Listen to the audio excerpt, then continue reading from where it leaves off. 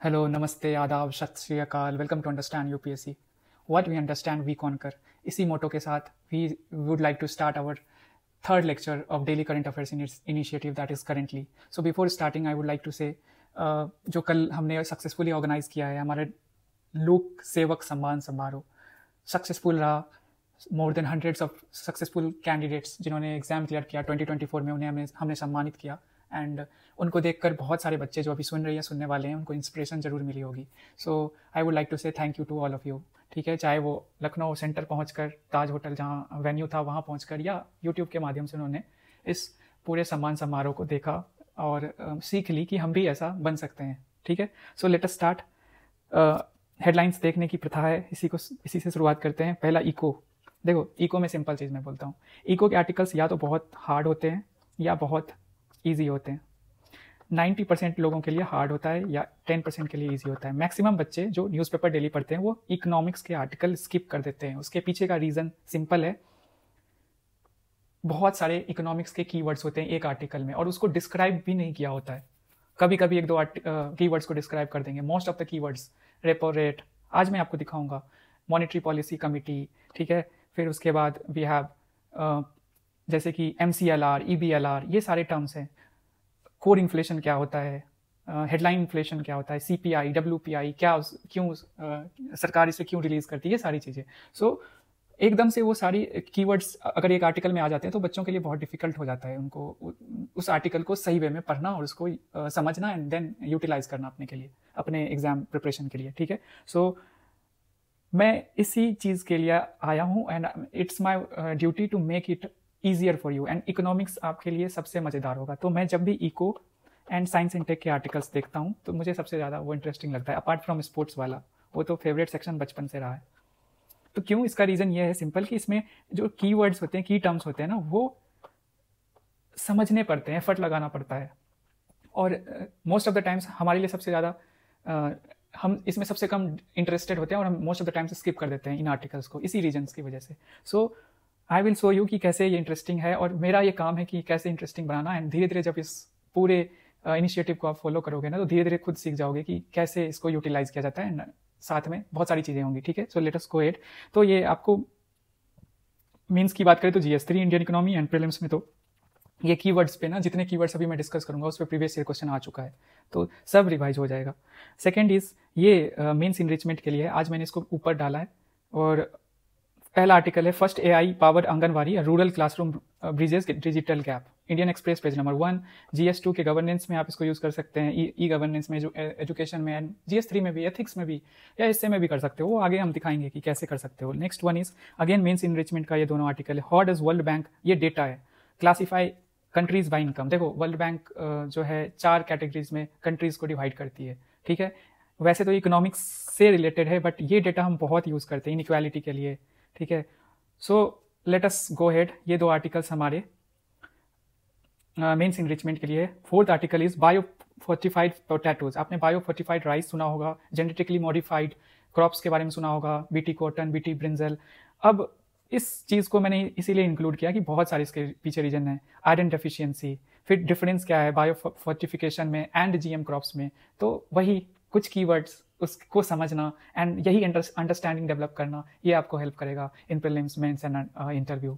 ठीक है, तो GS3 के agriculture, food security, biotechnology, health से भी रिलेटेड है क्योंकि आयरन डेफिशिएंसी इंडिया में बहुत प्रिवलेंट है। आई मीन आप सबको पता है, हम आगे इसको और बेहतर ढंग से डिस्कस करेंगे। Next one is right to repair including must include right to remember. ये एडिटोरियल का है, बहुत सुंदर आर्टिकल है। वेस्ट मैनेजमेंट, जो वेस्ट मैनेजमेंट है उससे रिलेटेड है, एंड गवर्नेंस में, फिर एथिक्स में एंड प्रीलिम्स में, हर जगह आप इसको यूज कर सकते हो। Right to repair, digital ownership, ये सारी चीज़ें। Next one is why is Hong Kong regulating and licensing stable coins. एक होता है क्रिप्टो करेंसी, फिर next one is stable coins. आपको सब बताऊंगा क्या है दोनों में डिफरेंस और क्यों हांगकॉन्ग रेगुलेट कर रहा है, लाइसेंस दे रहा है इसको लेकर। ठीक है, next article and the last article is scientists use AI design proteins to generate immune cells. T cell, B cell, CAR T, जो CAR T थेरेपी है, ये सारी चीज़ें हम समझेंगे। ठीक है, GS3 में और प्रीलिम्स में तो ये नॉच सिग्नलिंग, ये कीवर्ड सब सीखोगे आप। So let us go ahead. पहला आर्टिकल है, स्टार्ट करते हैं इकोनॉमिक्स का। सो देखो, इस आर्टिकल को हम देखते हैं। मैंने इसका साइज थोड़ा बड़ा करवा दिया ताकि और ईजियर हो आपके लिए चीज़ें समझने के लिए, ठीक है। रीड करना खुद से, न्यूज़पेपर खरीदने की ज़रूरत नहीं है, और ये सारे PDFs ना लेक्चर के साथ साथ ही आपको मिल जाएंगे, ठीक है। आपको वेट नहीं करना पड़ेगा। तो पूरा ये है, देखो सिंपल है, पढ़ो। जब ये पढ़ोगे article, monetary policy keyword, repo rate, policy stances of RBI, चाहे हॉकीस होता है, अभी ये वर्ड हमने देखा, न्यूट्रल क्या होता है, एकोमोडेटिव क्या होता है, फिर लेंडिंग रेट्स जो मैकेनिज्म है, EBLR, ठीक है, फिर we have MCLR, then consumer price index, headline inflation, core inflation. ये सारे एक छोटे से आर्टिकल में इतनी सारी चीज़ें हैं। सो अगर हमें नहीं पता होगा, जैसे for example RBI monetary policy committee क्या है, PYQ है UPSC का, meeting scheduled from August 4 to 6। So amid US Fed hawkishness, अब ये क्या है US Fed hawkishness, RBI likely to walk to cautious line with the status quo, ठीक है। देखते जाओ कीवर्ड, MPC हो गया, रेपो रेट हो गया, ये रहा रेपो रेट। फिर आप देखो पॉलिसी स्टांस क्या होगा, US फेडरल रिजर्व, इसके बारे में भी देखेंगे और इसका क्या इम्प्लीकेशंस होता है, इसके डिसीजन जो ये रेट कट करते हैं या रेट जो है वो बढ़ाते हैं, तब क्या इम्पैक्ट पड़ता है इंडियन इकोनॉमी पे। बहुत सारे PYQs इस पे आए हैं, ठीक है। फिर देखो आप EBLR, MCLR, मैं आपको दिखा रहा हूँ, थोड़ा सा पेशेंस रखिए, इसलिए क्योंकि अब ये चीज़ें आपको नहीं पता होंगी ना, तो फिर ये आर्टिकल नहीं पढ़ोगे। और आपको पता है प्रीलिम्स में इको 1/4 से 1/5 के बीच में रेंज करता है। अगर इको अच्छा नहीं है, पॉलिटी अच्छा नहीं है, तो प्रीलिम्स निकालना बहुत मुश्किल है। चाहे आपको इकोनॉमिक्स पसंद हो ना हो, डेली न्यूज़पेपर पढ़ने का एक पर्पस ये भी होता है कि आपकी इकोनॉमिक्स स्ट्रांग हो, और करंट ओरिएंटेड क्वेश्चन भी इकोनॉमिक्स में ज़्यादा आते हैं as compare to polity. So that's why am saying कि ये आर्टिकल्स पढ़ो तो समझो, इसमें कीवर्ड्स समझो, और अंडरस्टैंडिंग डेवलप हो गई तो फिर तो यू ऑल नो कि क्या कर सकते हो, ठीक है। तो लेट अस सी क्या है ये पूरा, एक समरी हम देख लेते हैं कि RBI जो है वो आफ्टर मतलब 100 बेसिस पॉइंट्स जो होते हैं, ठीक है,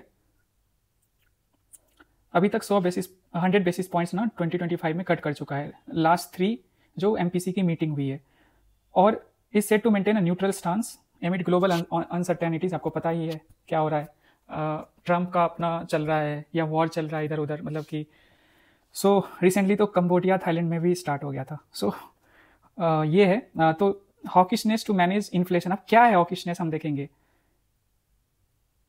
manage inflation and stabilise growth with the repo rate 5.5%, no immediate changes in lending rates, देखो ये देखेंगे। Are expected headline inflation measured by CPI is projected to stay low influencing policy direction. अब ये सारी चीजें हमने पूरा पढ़ लिया, पर हमें कुछ कीवर्ड्स पता ही नहीं, तो फिर कोई फायदा ही नहीं है। तो अभी हम कुछ नहीं समझे, बस समझ लिया। अगर बेसिक लेवल पे कहो, या खास करके एक बिगिनर है, इवन कोई एक्सपीरियंस इंसान भी है ना जो 2-3 अटेम्प्ट्स दे चुका है, उसके लिए भी डिफिकल्ट है। रीजन बिंग कि हम भूल जाते हैं ना, बहुत सारे कीवर्ड्स जो हम पढ़ रहे हैं हम भूल गए हैं उसकी डेफिनेशन या उसकी जो अंडरस्टैंडिंग है। तो इसीलिए मैं इतना इम्फेसिस कर रहा हूँ इस बात पे। तो ये रिजर्वॉयर है, इकोनॉमिक्स के अच्छे आर्टिकल्स ना, ज़्यादा कीवर्ड्स वाले आर्टिकल्स रिजर्वॉयर है, इसको अच्छे से यूज़ करना है। अब MCQs हम करेंगे बाद में, सॉरी PYQs हम बाद में करेंगे, उससे पहले हम देख लेते हैं क्या है मॉनेटरी पॉलिसी कमेटी। तो 6 मेंबर बॉडी है, आप सबको पता है। 3 गवर्नमेंट अपॉइंटेड एक्सपर्ट्स होते हैं और 3 RBI से होते हैं। डिसाइड्स की interest rates, repo, reverse repo, ये सारी चीज़ें। Meets by monthly, decision based on inflation targeting framework. Simple है, 2 महीने पे ये मिलते हैं, बट क्या ये मैंडेटरी है हर 2 महीने पे मिलेंगे? नहीं। So I just want to ask a question, ये क्वेश्चन है आज का। एंड ऐसे जो क्वेश्चन मैं पूछता हूँ ना ड्यूरिंग द लेक्चर, आपको 1, 2, 3, 4 करके जितने भी आर्टिकल्स आएंगे ऐसे करके आपको लिखना है एंड कमेंट करना है। बहुत ज़्यादा बदलाव आएगा इससे, देख लेना। तो पहला क्वेश्चन है, क्या कितनी मीटिंग मैंडेटरी है MPC की, मॉनेटरी पॉलिसी कमेटी की? ठीक है, 6 मेंबर्स हैं, 3 members from RBI including governor जो RBI के होते हैं और चेयरमैन होते हैं वो, ठीक है, एंड बाकी 3 मेंबर जो है गवर्नमेंट अपॉइंट करती है, ठीक है। रेपो रेट क्या है? Rate at which RBI lend short term. देखो RBI जो शॉर्ट टर्म फंड्स देती है, फंड्स नहीं कह लो, लोन्स दे रही है टू दी कॉमर्शियल बैंक्स, उसको हम कहते हैं रेपो रेट, ठीक है। और एक बहुत अच्छा टूल है लिक्विडिटी, जो मॉनेटरी पॉलिसी ट्रांसमिशन है ना, उसके लिए बहुत इंपॉर्टेंट टूल है ये, और करंट है 5.5%। ये हुआ करता था 2024 में 6.5%। बोला ना 100 बेसिस पॉइंट, मतलब कि पहले 25, फिर 25 एंड लास्ट में 50 पॉइंट्स, मतलब ये टोटल 100 पॉइंट्स कम हो गए। अब पॉलिसी स्टांसेस क्या होता है, आरबीआई या किसी भी रिजर्व ये सेंट्रल बैंक जो होती है किसी भी देश की, हॉकिस मतलब हो गया कंट्रोल्स इन्फ्लेशन, मतलब टाइट करेगा मॉनेटरी पॉलिसी, मतलब पॉलिसी रेपो रेट अधिक होगा। ईजिली गवर्नमेंट नहीं ये आरबीआई नहीं चाहेगी कि बैंक्स पैसे दे टू द देयर कस्टमर्स, ठीक है। सो टाइट मॉनेटरी पॉलिसी हो गया। न्यूट्रल में क्या है कि वेट करते हैं। न्यूट्रल से पहले मैं बता देता हूँ अकोमोडेटिव, या इसको बोलते हैं डॉबरिस, ठीक है। इसमें क्या है कि रेट जो है कम कर देते हैं, इजीली पैसे फ्लो चाहती है जो आरबीआई है या सेंट्रल बैंक है किसी कंट्री की। और तीसरा होता है न्यूट्रल, कि वेट करते हैं, जो डेटा है ना उसके बेसिस पे डिसाइड करेंगे कि टाइट मॉनेटरी पॉलिसी रखनी है या लूज करना है, ठीक है। सब इंटरेस्ट रेट का कमाल है। So next is global factor, ये इसको बाद में देखेंगे, पहले हम देख लेते हैं लैंडिंग रेट मैकेनिज्म। देखो बैंक जो है ना लोन देती है, तो लोन पे कितना इंटरेस्ट रहेगा वो बैंक डिसाइड करती है, ठीक है। और तो वो बेसिक लैंडिंग रेट होता है। इंडिया में आरबीआई डिसाइड नहीं करती है, मैं फिर से रिपीट करूंगा, एक प्रीवियस क्वेश्चन में ये स्टेटमेंट था, बैंक जो लोन देती है लोगों को वो खुद डिसाइड करती है, ठीक है। सो BLR, MCLR एंड EBLR, तीन ऐसे मतलब ये इवॉल्व हुआ है अभी इंडिया में, जो लैंडिंग रेट्स हैं बैंक जो देती है लोगों को पैसे। सो BLR में क्या था, ये 2010 से पहले ही यूज किया जाता था, और इंटरनल जो बैंक की कंडीशंस हैं वो सारी उन बेसिस पे बैंक जो है वो लैंडिंग रेट तय करती थी, ठीक है। फिर आया MCLR 2016 में, ये भी इंटरनल बेंचमार्क ही है, और बट थोड़ा सा ज़्यादा कॉम्प्रिहेंसिव था MCLR में। बट देन केम 2019 में EBLR। अब EBLR क्या है कि यहाँ पे एक्सटर्नल बेंचमार्क है, ठीक है। एक्सटर्नल बेंचमार्क का क्या मतलब हुआ कि जैसे रेपो रेट है, जो ट्रेजरी बिल्स गवर्नमेंट रिलीज करती है थ्रू आरबीआई, ये सारी चीज़ें इसके बेसिस पे तय की जाती है कि लैंडिंग रेट क्या होगी एक पार्टिकुलर बैंक की। सो ये ज़्यादा मॉनेटरी पॉलिसी ट्रांसमिशन में हेल्पफुल है, क्योंकि रेपो रेट बेसिस पर ये तय हो रहा है कि लैंडिंग रेट क्या रहेगी, ठीक है। और ये क्विकली रिव्यू होती है। सो EBLR, MCLR एंड BLR, ये आपको इसकी बेसिक्स पता होनी चाहिए, ठीक है। और थोड़ा सा क्योंकि एक्सटर्नल बेंचमार्क है, मॉनेटरी पॉलिसी को फॉलो किया जा रहा है, तो क्विकली ट्रांसमिशन जो आरबीआई करवाना चाहती है मॉनेटरी पॉलिसीज के थ्रू वो हो रहा है when it comes to EBLR। But MCLR में थोड़ा स्लो है, एंड BLR जब फॉलो करते थे तो बहुत ज़्यादा स्लो था, ठीक है। सो नेक्स्ट की word is consumer price index, CPI, measures the change in price. देखो सिंपल है, CPI WPI। तो एक CPI है जो कंज्यूमर जो measures the change in the prices of fixed basket of goods and services, simple है, consumed by household. NSO इसको करती है कंपाइल मंथली। एंड मुझे ये बताना, सेकंड क्वेश्चन है कि NSO किस मिनिस्ट्री के अंदर आती है, ये जो बॉडी है मतलब कि गवर्नमेंट बॉडी है, ये किस मिनिस्ट्री के अंदर आती है, under which ministry. Next is जो करंट टारगेट जो रखा गया है ना CPI का, और एक इसमें क्वेश्चन ऐड करूंगा अभी रिसेंटली, और इंटरेस्टिंग बनता जा रहा है। CPI में जो करंट टारगेट क्या है, 4 ± 2, तो आप 2 से 6 का रेंज है कि इसमें इन्फ्लेशन CPI होनी चाहिए, ठीक है। अब एक चीज मुझे कहना है कि बेस ईयर होता है इसको काउंट करने का, 2012 हुआ करता था पहले। अब मुझे आप सबसे जानना है कि अभी इसको रिवाइज किया गया है। तो थर्ड क्वेश्चन इज क्या है बेस ईयर, अब ये बताना है। हेडलाइन इन्फ्लेशन, अब इन्फ्लेशन दो तरीके से देखा जाता है, मतलब क्लासिफिकेशन का दो और तरीका होता है मेजर करने का, एक है कोर इन्फ्लेशन, एक है हेडलाइन इन्फ्लेशन। कोर इन्फ्लेशन में क्या है कि हम जो वॉलेटाइल गुड्स होते हैं, सर्विसेज होते हैं, उसको इंक्लूड नहीं करते, ठीक है। जैसे कि ऑयल है या फूड प्राइसेस, फूड ये वाले गुड्स हैं, इसको इंक्लूड नहीं करते। But when it comes to ये हेडलाइन इन्फ्लेशन, तो सारे इंक्लूडेड रहते हैं, फूड्स वाले जो प्रोडक्ट्स होते हैं या एनर्जी रिलेटेड प्रोडक्ट्स होते हैं वो भी इंक्लूडेड रहते हैं। सो दैट्स इट, इस आर्टिकल में हमने देख लिया। नेक्स्ट आर्टिकल में हम चलते हैं। तो दूसरा है मेंस इनरिचमेंट वाला, बहुत सुंदर आर्टिकल है। First AI powered anganwadi, rural classroom bridges digital gap. देखो डिजिटल गैप बहुत बड़ा इशू है। कहा जाता है कि ये जो डेकेड है और नेक्स्ट डेकेड जो है वो बहुत इंपॉर्टेंट है। इसमें डिजिटल मतलब बच्चे जो हैं या हमारी कंप्लीट जो पॉपुलेशन है, जितना डिजिटली अवेयर रहेंगे उतना फ़ायदेमंद रहेगा हमारी इकोनॉमी के लिए, हमारे फ्यूचर के लिए। सो एक इनिशिएटिव लाया नागपुर जिला परिषद, ठीक है।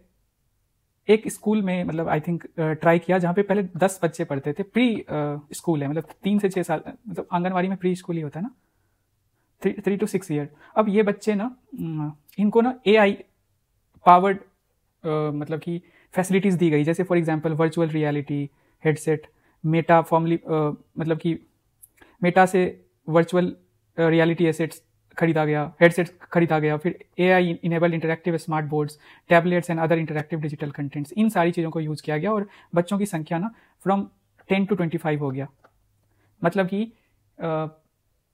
इंटरेस्टिंग बनाया गया, और ये इंटरेस्टिंग बनाया गया साथ में ये हमारे फ़ायदे के लिए है ना, और भी ज़्यादा बच्चे पार्टिसिपेट करेंगे, अवेयर होंगे तो सही रहेगा। तो इन्होंने सेस फंड का इस्तेमाल किया मतलब नागपुर जिला परिषद ने, एंड इससे देखो कितने बेनिफिट्स हैं। अगर बच्चा प्री प्राइमरी लेवल पे भी एक तो इंटरेस्टिंग भी हो रहा है, दूसरा वो सीख भी रहा है चीज़ें, तो कितना फ़ायदा होगा। तो एक छोटा सा पहल है बट बहुत इम्पैक्टफुल है। So the article spotlights Maharashtra's first AI power anganwadi in Wadvamana village near Nagpur. This innovative preschool integrates virtual reality headset, ये सारी चीज़ें आपको पता ही है। सो इसको हम कहाँ यूज़ कर सकते हैं? मेंस इनरिचमेंट की बात की मैंने, आज पहले ही मेंस इनरिचमेंट वाला आर्टिकल डाल दिया है, तो GS पेपर 1 में ही देख लो। Governance, sorry GS paper 2 governance social justice. अब government efforts in early childhood education via tech, ठीक है, टेक्नोलॉजी यूज़ करती है। Role of local administration and inclusive policies देख लो। रूरल अर्बन डिजिटल डिवाइड को आप टैकल कर रहे हो, अच्छे एग्जाम्पल्स दे सकते हो, that too in India, you don't have to go somewhere else. फिर GS paper 3 science and tech में समझते हो, real world example of tech in grass root governance, क्या है? नागपुर जिला परिषद, ठीक है। एंड 4th में आप देख सकते हो case of equitable public service, same digital tools for rural and urban children, reflects transparency inclusivity innovation and technical leadership. ऐसे में तो आप बहुत ज़्यादा एग्जांपल यूज़ करते हो। App bridging the digital divide, innovation in education, technology for human development. मुझे देखिए एक चीज़ दिखाना है, तो ये जो स्कूल है ना 18 किलोमीटर है, Maharashtra Nagpur district located around 18 kilometre from the city, मतलब हिंटरलैंड में है, मतलब रूरल इलाके में। ये भी बहुत इंपॉर्टेंट है समझना। एक तो आप इवन म्यूनिसपैलिटी में भी ये लाते तो भी चलता, तो भी बहुत अच्छी पहल कही जाती, बट ये रूरल इलाके में हो रहा है, तो अर्बन रूरल जो डिजिटल गैप है उसको भी आप ब्रिज करोगे, ठीक है। So this is what. अब इसको आपको यूज़ करना अच्छे एग्जाम्पल के तौर पे। आपको देखो 2 तरीके से यूज़ करते हैं। एक तो पहले वन नोट या किसी ऐसे ऐप में, या एवर नोट है, उसमें आप ऐसे कीवर्ड्स लिख लो, ठीक है। AI लिख सकते हो GS3 के अंदर। तो 2 तरीके होते हैं, एक तो डिजिटल फॉर्म में, 2 तरीके फॉर्मेट में आप 2 तरीके फॉलो कर सकते हो। एक तो बस एग्जाम्पल लिख लो, जैसे ये कि AI से कैसे नागपुर जिला परिषद ने किया, और इससे बहुत सारे जगहों पे आप यूज़ कर सकते हो। जैसे GS2 में मैं यही करता हूँ, एग्जाम्पल्स लिख लेता हूँ। GS3 में कहाँ यूज़ करूँगा, फिर GS4 में कहाँ यूज़ करूँगा। बहुत बच्चों ने कमेंट सेक्शन में लिखा था कि ये मेंस इनरिचमेंट को यूज़ कैसे करना, यही। फिर essay में कैसे कहाँ यूज़ कर सकता हूँ, स्पेसिफिकली मैं बता रहा हूँ। एक ये तरीका होता है जहाँ पे आपने एग्जाम्पल लिखा, उसको मल्टी बहुत जगह आप इसको यूज़ कर पा रहे, बहुत सारे पेपर्स में कर पा। एक होता है बस AI जहाँ होता GS3 में, साइंस एंड टेक में, वहाँ पे आप इस एग्जाम्पल को लिख सकते थे। बट मुझे लगता है कि इट्स बेटर कि you should go this way multiple, जो मतलब मल्टीपल प्लेसेस पे आप इसको यूज़ कर सकते हो एज एन एग्जाम्पल, ठीक है। Next article is World Bank classify countries by income, ठीक है। अब ये मैंने मेंस में क्यों रखा, रीजन बिंग की जो ग्लोबल लेवल पे इनइक्वालिटी है उसको मैं दिखाऊंगा। सो सिंपल है, 4 कैटेगरीज है और GNI का इस्तेमाल करती है to measure that per capita. देखो सिंपल है, मैं बता देता हूँ। GDP क्या होता है, थोड़ा सा ये इकोनॉमिक्स बेसिक्स बता देता हूँ। क्या है? Total value of goods and services एक पार्टिकुलर टेरिटरी में। अब GNI क्या होगा, देखो GDP टोटल हो गया value, monetary value obviously, goods and services. GNI क्या हो गया, GDP plus net net income from abroad. अब मैं इसे आप लोगों को पता होगा, फिर भी मैं बता रहा हूं। अब ये क्या है कि जितना हम खुद कमा के ला रहे हमारे जो नेशनल्स हैं, इनकम जो है मतलब कि इनकम अब्रॉड इंडिया ला रहे हैं, जस्ट इंडिया का एग्जांपल ले रहा हूँ, और जो जा रहा है यहाँ पे नेशनल्स आके वो लेके अपने कंट्री से ले जा रहे हैं, इनकम पेड अब्रॉड या किसी भी तरीके से जा रहा है, तो इसको हम बोलते हैं नेट इनकम फ्रॉम अब्रॉड। तो ये है GNI। ये थोड़ा ज़्यादा क्लियर है एज कम्पेयर टू GDP, मतलब तरीका है नेशनल इनकम को मेजर करने का।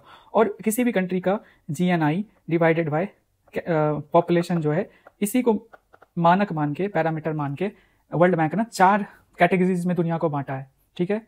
सो लो इनकम, जहाँ पे per capita GNI less than है 1135 US$, तो इक्वल या लेस देन है। दूसरा है ये रेंज है, तीसरा ये रेंज है, and the fourth one is lower middle, upper middle and high income, ठीक है। सो द थिंग इज कि कंपैरिजन किया गया है इस मैप में। देखो ये कंपैरिजन 2014 2024 ये कंपैरिजन किया गया, और ये देखो 4 14 एंड 24, और इस डेटा का बहुत अच्छे से इस्तेमाल होता है, मतलब कि ग्लोबल लेवल पे use for global comparison, aid eligibility and development tracking. Originally World Bank lending tool now, World Bank lend करती है ना, ठीक है, IDA के थ्रू या और भी जो उसके बॉडीज हैं।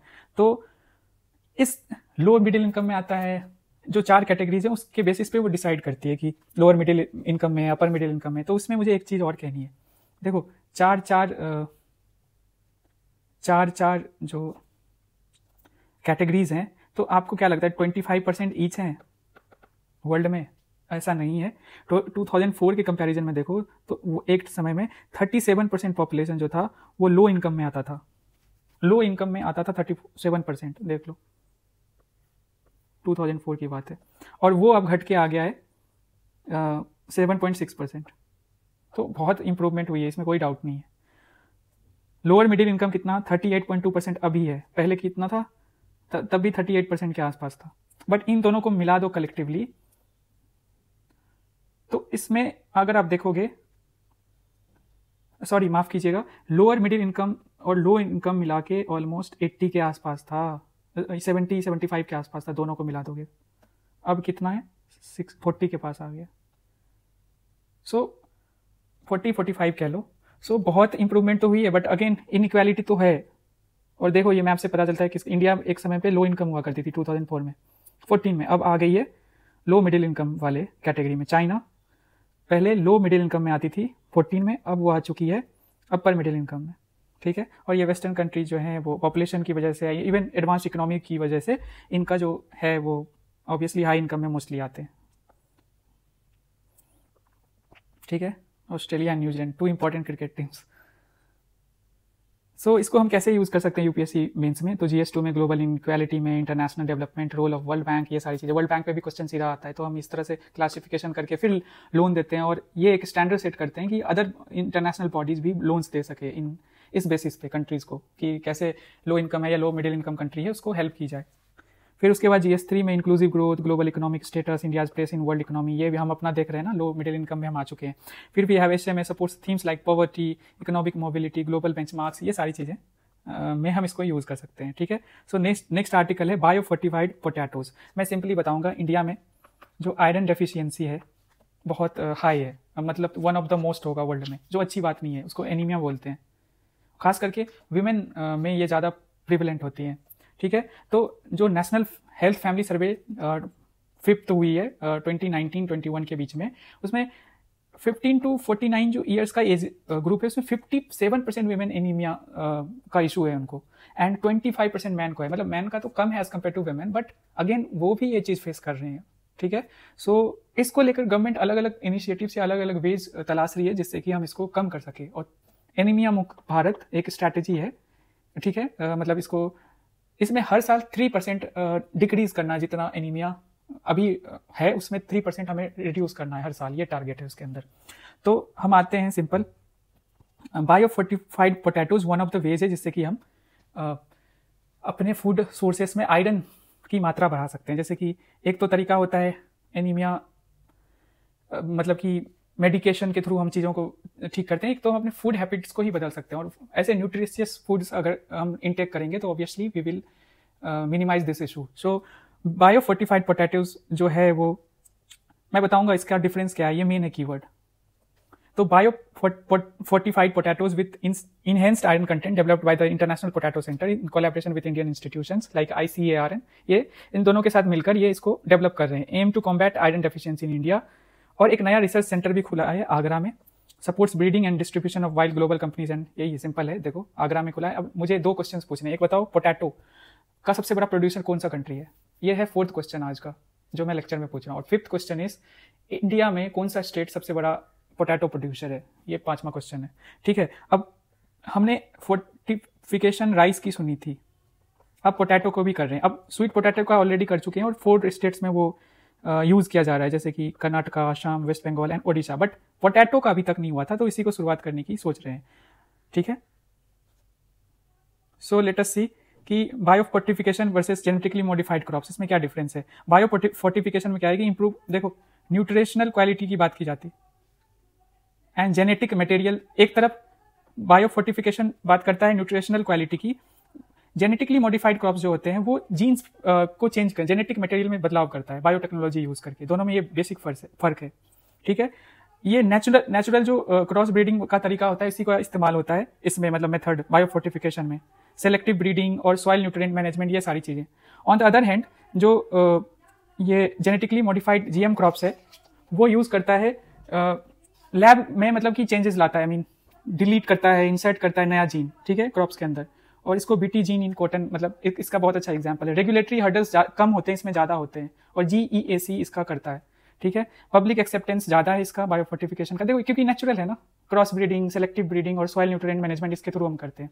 फिर ऑन द अदर हैंड जो GM क्रॉप्स है वो lower in some regions due to ethical and ecological concern. Examples में आपके पास iron rich pearl millets, vitamin rich sweet potato, zinc rich wheat, ये सारी चीज़ें। फोकस यहाँ पे फोकस है बायोफोर्टिफिकेशन में न्यूट्रिशनल इंप्रूवमेंट पे, यहाँ पे है yield, paste resistance, herbicide tolerance और सेल्फ लाइफ, ये सारी इन सारी चीज़ों पे। ऑन द अदर हैंड यहाँ पे बस न्यूट्रिशनल इंप्रूवमेंट पे हम फोकस करें। यूसेज इन इंडिया बहुत ज़्यादा, मतलब हाईली अभी यूज़ की जा रही है। मिड डे मील्स सब में भी मैंने पढ़ा था कि राइस ऐसी यूज़ की जा रही है जो विटामिन ए में मतलब वो प्रोवाइड करती है। ठीक है, रिच है। बीटी कॉटन को ही कमर्शियल कल्टिवेशन मिला है।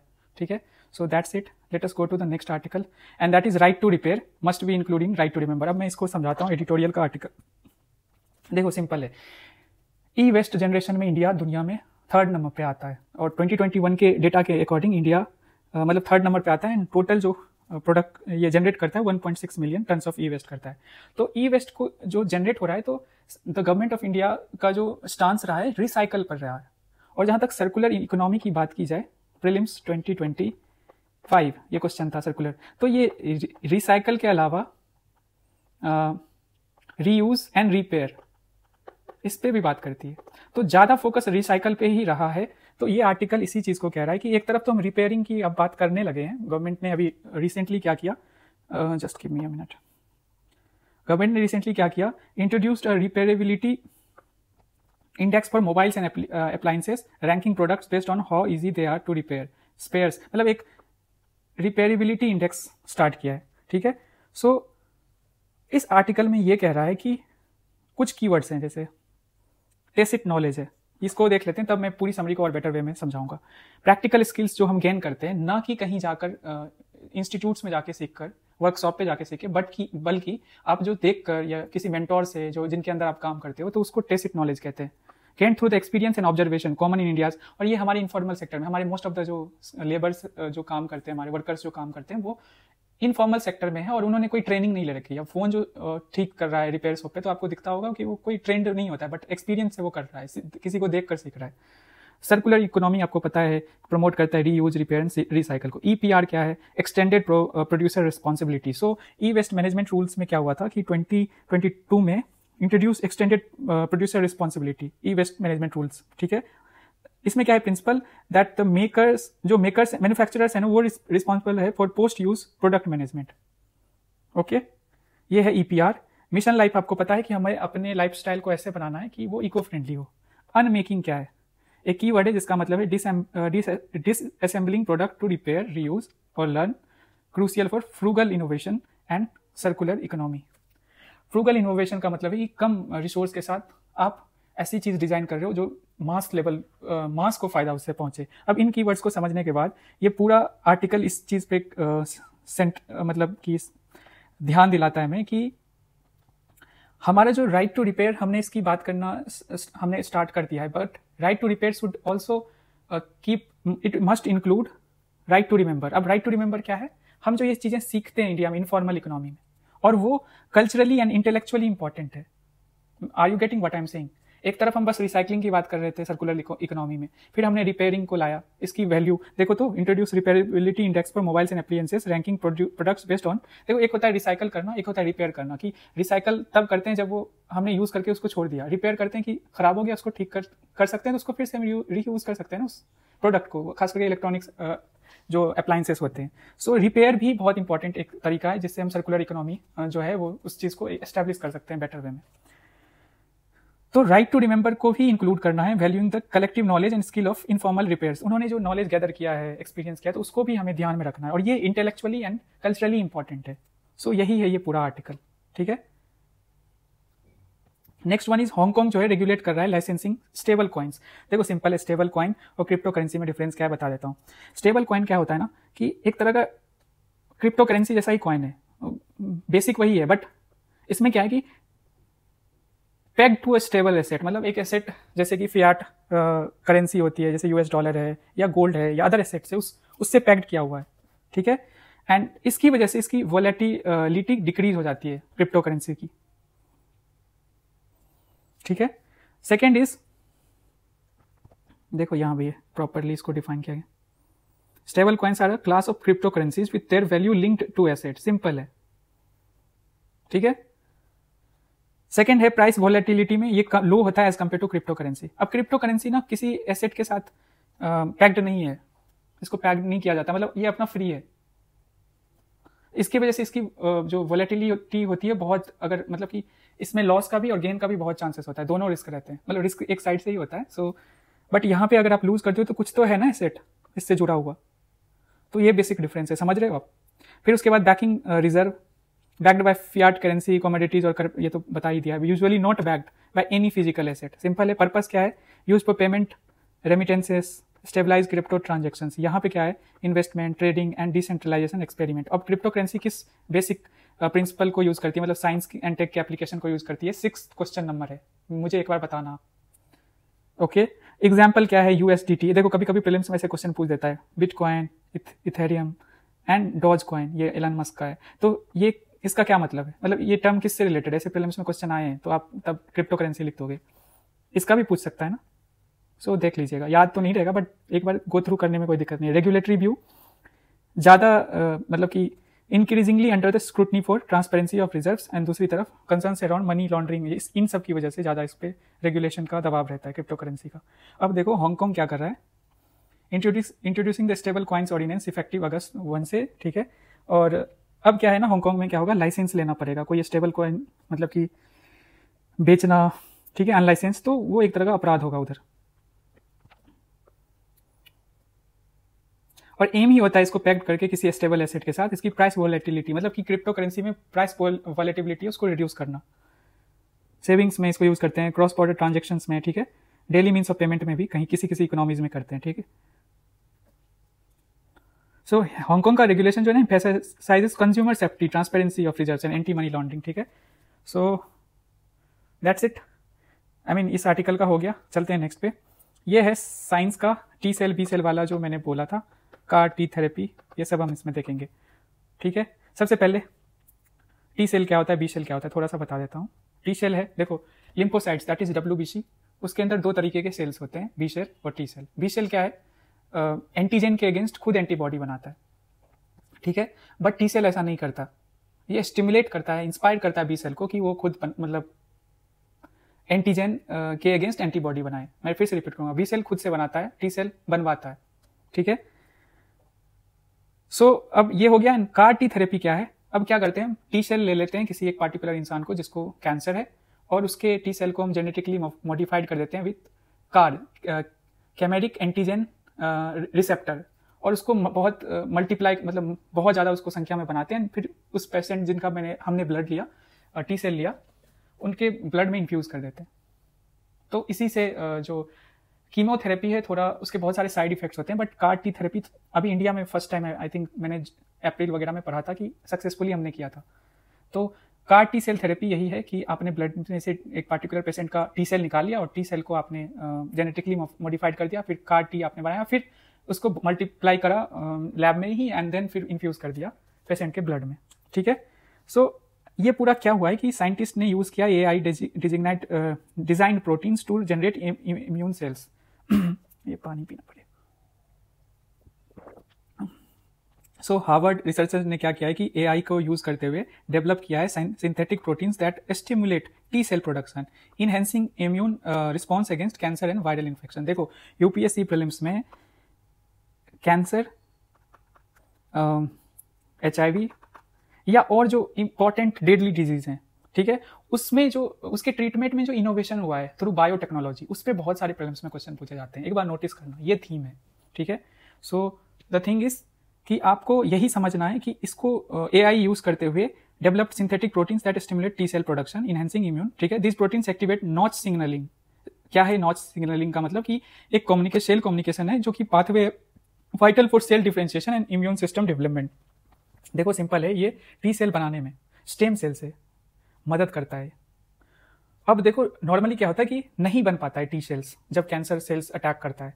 तो ये जो है प्रोटीन इन्होंने AI के थ्रू डेवलप किया है ना, वो जब कैंसर अटैक करेगा ना, कैंसर के जो मतलब किसी के शरीर में ऐसा होता है, तो ये स्टिमुलेट करेगा कि स्टेम सेल से T सेल्स बन पाए, ये प्रोटीन के थ्रू। ये बेसिक था, आपको यही समझना था, ठीक है। So that's it. और इसमें यही है कि नोबेल प्राइज मिला था डेविड बेकर 2023 में आई गेस, ठीक है। और भी 2-3 लोग थे जिनके साथ इनको मिला था। सो आपको बस बेसिक समझना था और क्या डेवलपमेंट क्या है ये समझना है। तो यही हमारा ये डिस्कशन जो है वो हम कंप्लीट करते हैं। बस इसमें जो क्वेश्चन है मैंने इसको आप पॉज करके इसको आंसर कर सकते हो, ठीक है। 1 2 आप आज आपको ये PDF मिल जाएगा तुरंत, और 2 अगस्त वाला भी मिल जाएगा एक साथ ही। आप पोर्टल पे जा सकते हो, पोर्टल या एप्लीकेशन जो हमारा है मैं बता देता हूँ, ठीक है। मैंने अंकित सर से शेयर भी किया था। तो होम स्क्रीन पे 3 ऐसे हैं, इसमें मंथली है और इसमें डेली है, DCA। अब इस DCA पे आइकन पे क्लिक करके आप जा सकते हो, अगस्त मंथली वाला में जाओगे एंड देन वहीं पे आपको PDF मिल जाएंगे हमारे वेबसाइट कह लो या एप्लीकेशन के होम पेज पे जाके। 3 ऐसे मिडिल में आइकन्स बने हैं, आपको राइट हैंड जो सबसे राइट मोस्ट मिडिल में लोकेटेड है, इस पर क्लिक करना है, जिसका नाम daily current affairs I think कुछ है, मुझे एक बार चेक करना पड़ेगा। बस उसी में आपको जाना है और उसमें अगस्त वाले में आपको क्लिक करना है, ठीक है। So this is the question. 2 ये है, 3 ये है एंड 2 इधर है। अभी इसको भी सॉल्व करो, कमेंट सेक्शन में लिखो, टाइप करो। 6 क्वेश्चन उधर मैंने दिए, टोटल 6 क्वेश्चन मैंने पूछे हैं and these 5 question you have to solve. Also एक मीन्स वाला क्वेश्चन दिया है, यही राइट टू रिपेयर से explain the right to repair and how can recognise information, ये देख लो 150 वर्ड्स का है, आप इसको लिखोगे। एक और चीज़ कहना है कि 2 अगस्त वाला आंसर मैंने आज नहीं दिया क्योंकि वो PDF शायद बहुत सारे बच्चों को नहीं मिला है, तो उसके लिए मैं ये आंसर बता देता हूँ। 1 का B, 2 का C, 3 का B, 4 का B, 5 का B। मैं फिर से रिपीट करूंगा, 2 अगस्त का के जो क्वेश्चन है ना उसके आंसर्स मैं बता रहा हूँ। 1 का B, 2 का C, 3 का B, 4 का B एंड 5 का B, ठीक है। थैंक यू सो मच, मिलते हैं हम कल। अपना ध्यान रखिए और अच्छे से मेहनत कीजिए, ठीक है। Bye, take